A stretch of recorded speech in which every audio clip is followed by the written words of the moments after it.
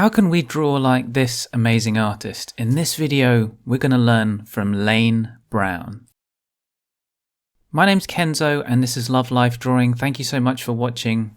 Have you ever seen an amazing figure drawing and felt like the artist is casting some kind of magical spell, where mere mortals like us just can't do that sort of thing?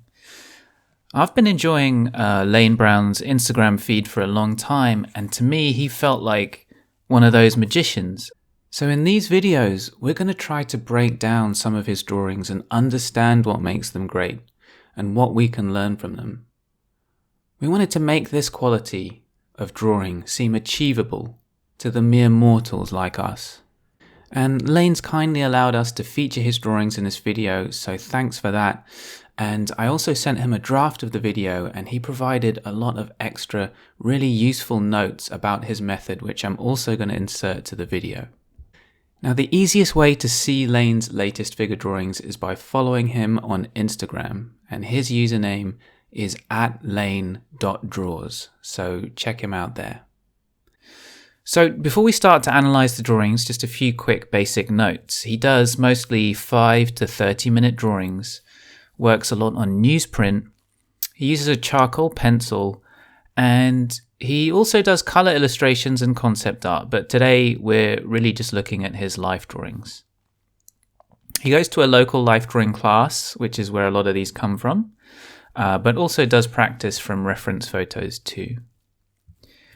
Okay, so let's get into it. Now, the first and the most important thing about Lane's drawings is how he approaches light, dark, and contrast.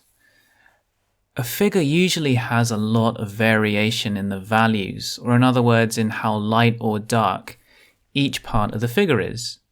But at the sort of macro level, Lane simplifies all of that variation and nuance, separating the figure into areas of light and areas of dark, and often exaggerates the split between those for dramatic effect. Now, he chooses some areas to become flat, to have no variation in the tone at all. These areas serve a purpose for the composition. They don't take attention away from the focal areas in the drawing. They're sort of humble in that way.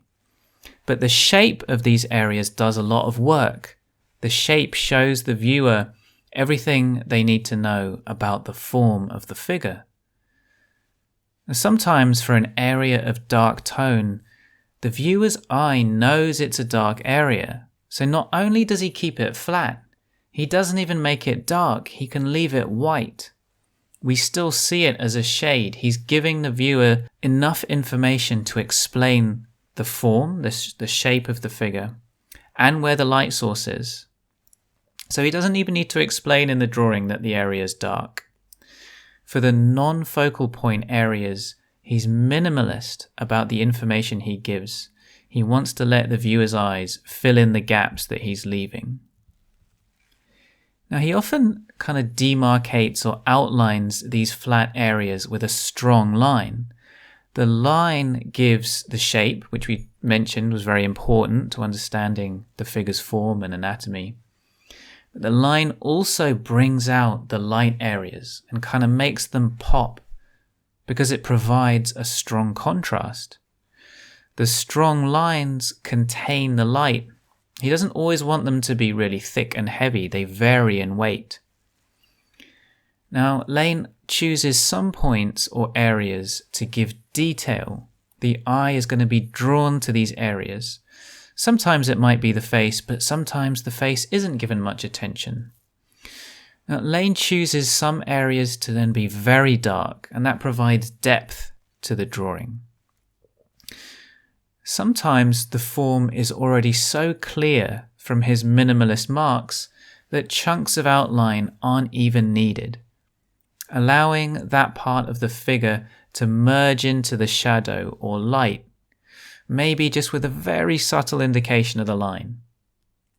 He kind of likes to play with line weights and allow the weight of the line to go to 0 in some places. And it's part of this approach where it's not just about what he's including, but what he's leaving out. Where he's going to be minimalist in the drawing is really important. Lane told me that he didn't start out understanding what to include and what to leave out. So to quote from his email, he said, "Early on, I did tend to render everything more tightly. My eye was not as selective as to which details were important and which were only distracting." So in other words, we're going to need to go through more basic levels when we're learning to draw everything we see before we can start to choose what to include. He also told me that one way he sees the simplified shapes of the light and dark in the figure is by squinting. And it's something that a lot of the top artists swear by, and something that you can start to add to your arsenal if you aren't doing it already. Squinting helps you simplify what you're seeing, whether it be a figure or a scene or whatever, into large shapes of light and dark. And here's another useful quote from Lane's email that I wanted to include. "Light is the ultimate guide. If you're ever unsure about what to do with a drawing, just follow what the light is telling you. If an edge is bold because there is a light surface against a dark background, then draw that edge boldly. If an edge seems to almost disappear because it's dark on dark or light against light, then let it disappear. If you follow the light, you generally end up with a pleasing balance of various edge qualities in a drawing, and it also generates a sense of atmosphere." So I thought that was a really useful thing that he said in the email. Now, coming soon is a second video about Lane's drawings where we're going to look at how he achieves his great compositions, how he ensures the figure looks natural and anatomically correct without getting bogged down in detail, and more. So stay tuned for that. And also don't forget, please help us out, hit the like button, subscribe, and leave a comment.